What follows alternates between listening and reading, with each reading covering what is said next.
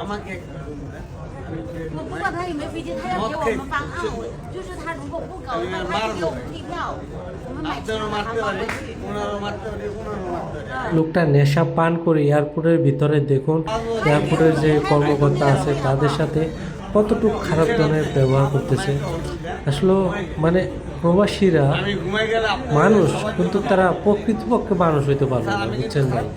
তারা দেশের জন্য এটা করছে সেটা করছে সবই ঠিক আছে, দেখুন মদ খেয়ে কোনো দরকার আছে এয়ারপোর্টে আইসা এরকম মাতলামি করছে। আপনারা দেখতেছেন দর্শক, মানে তার অবস্থাটা দেখুন কি পরিমাণে সে নেশা করছে এবং কি নেশা করে এয়ারপোর্টের ভিতরে ঢুকে কীভাবে এখানে এয়ারপোর্টের যে কর্মকর্তা কর্মচারীরা আছে তাদের সাথে কতটুকু খারাপ ধরনের আচার ব্যবহার করতেছে। এর সেন্স পুরাই খারাপ হয়ে গেছে। এই ছেলেটা এত খারাপ ধরনের ব্যবহার করতেছে যেগুলা মানে আপনাদেরকে শোনাইলেও সমস্যা, বুঝছেন। এত পরিমাণে খারাপ ব্যবহার করতেছে, কিন্তু কি করবে এয়ারপোর্টের কর্মকর্তারা খুবই অসহায়। লোকটা যাই বলতেছে তারা শুনতেছে এবং কি হেসে উড়াই দিতেছে, কারণ এই ছেলেটা নেশা করে এয়ারপোর্টের ভিতরে ঢুকছে। তারপরে দর্শক ভিডিওটা শেষ পর্যন্ত দেখুন এই ছেলেটার কি অবস্থাটা হয় এয়ারপোর্টের ভিতরে, তাই শেষ পর্যন্ত একটু দেখুন আপনারা।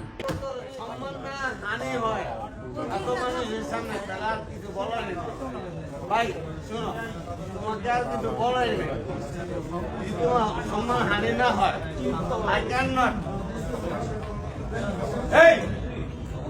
কতটুকু খারাপ মন মানসিকতা হলে এরকম ধরনের ব্যবহার সে উচ্চারণ করতে পারে।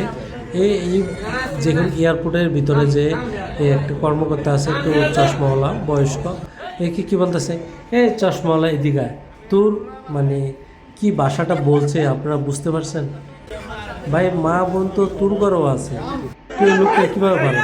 এখন দেখুন বাইরে এনে ওনার ভিতরে আপনার পাবলিকে তারে কেলাইতে আছে, কী করুন। মানুষ তো এখানে মানে তার আচার ব্যবহার শুনে মানুষ এখানে নিজেরাই পাগল হয়ে গেছে। কী ধরনের মানে এইসব ধরনের সিগারেট এখানে করছে যে আপনারা তো দেখছেন ভিডিওতে।